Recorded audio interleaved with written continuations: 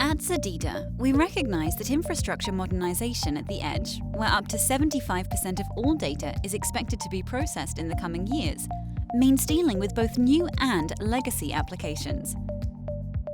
The only way to connect, protect, and manage these legacy applications already in operation, alongside the many new applications being added, is through virtualization.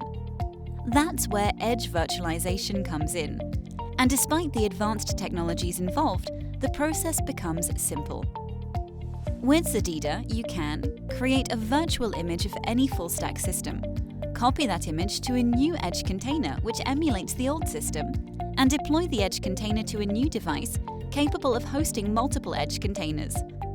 Once deployed, these newly virtualized systems, which continue doing the job they did previously, can be safely connected to modern systems and even accessed from the cloud.